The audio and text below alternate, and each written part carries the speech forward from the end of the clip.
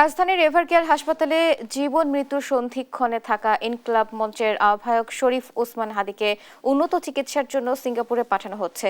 এই বিষয়ে আরও জানাতে সরাসরি যুক্ত হচ্ছেন সহকর্মী হাসান আল মাহমুদ। হাসান, হাদিকে বিদেশ নেওয়ার প্রস্তুতি নিয়ে সবশেষ কি তথ্য আছে আপনার কাছে জানাবেন?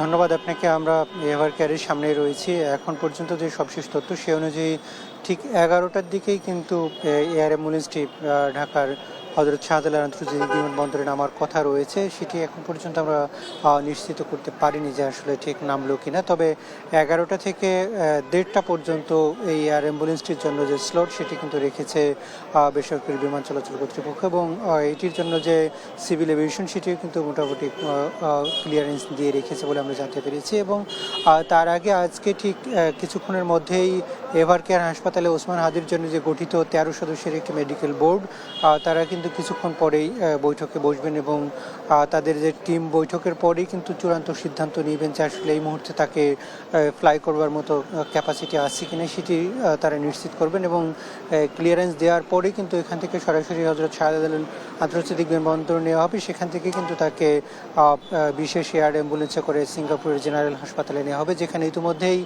তার জন্য প্রস্তুত রাখা হয়েছে চিকিৎসক বিশেষজ্ঞ টিম। এবং তারা কিন্তু কী প্রক্রিয়ায় চিকিৎসা করবেন সেগুলো কিন্তু ইতিমধ্যে তারা মোটামুটি সম্পন্ন করেছেন, এবং বাংলাদেশের চিকিৎসকদের সঙ্গে ইতিমধ্যে তারা সেই বিষয়গুলো তথ্য শেয়ার করছেন বলে আমরা জানতে পেরেছি। যদিও পরিবারের পক্ষ থেকে বলা হচ্ছে যে অন্তত 2জন সদস্য তারা এয়ার অ্যাম্বুলেন্সে যাবেন, এবং যেহেতু সিঙ্গাপুর থেকে সরাসরি সিঙ্গাপুর জেনারেল হাসপাতালেরই এয়ার অ্যাম্বুলেন্স এখানে পাঠাচ্ছে, সেই কারণে এয়ার অ্যাম্বুলেন্সে কিন্তু সিঙ্গাপুরের যে চিকিৎসক তারাই কিন্তু থাকবেন। বাংলাদেশ থেকে এখন পর্যন্ত কোনো চিকিৎসক যাচ্ছে না বলে আমরা নিশ্চিত করতে পেরেছি। তবে কিছুক্ষণ পরে হয়তো যখনই মেডিকেল টিম তারা বসবেন তারপরে কিন্তু চূড়ান্ত সিদ্ধান্ত তারা জানাবেন। যদিও এর আগে তারা বলেছিলেন যে তার যে ক্রিটিক্যাল অবস্থা সেটি কিন্তু অনেকটা আনস্টেবল। সেক্ষেত্রে বিশেষ করে তার কিডনির যে ফেলিওরটা ছিল সেটি কিন্তু কিছু কিছু ক্ষেত্রে এখন কার্যকর হলেও ক্রিয়েটিনিন কিছু সময় বাড়ছে আবার কিছু সময় কমে যাচ্ছে, এমনটাই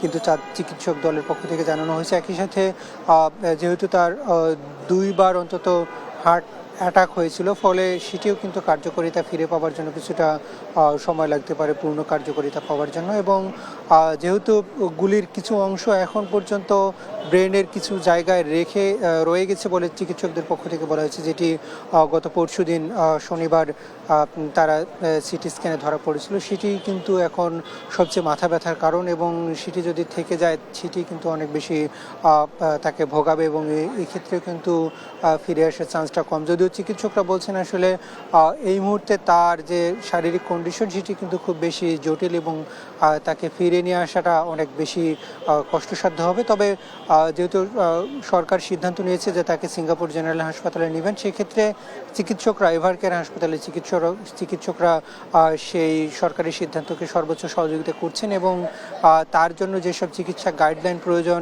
তারা সেটি কিন্তু ফুলফিল করছেন। এবং নিয়ে যাওয়ার জন্য যে প্রস্তুতি দরকার, বাড়তি সাপোর্টিভ যেসব সহযোগিতা দরকার সেগুলো কিন্তু তাকে দেওয়া হচ্ছে বলে আমরা এখন পর্যন্ত জানতে পেরেছি। তবে কিছুক্ষণ পরেই হয়তো তাদের একটি আনুষ্ঠানিক ব্রিফ রয়েছে, সেই ব্রিফে আরও বিস্তারিত আপনারা জানাতে পারবো আপনাদেরকে। তো এই ছিল আমার কাছে এখান থেকে সবশেষ পরিস্থিতি।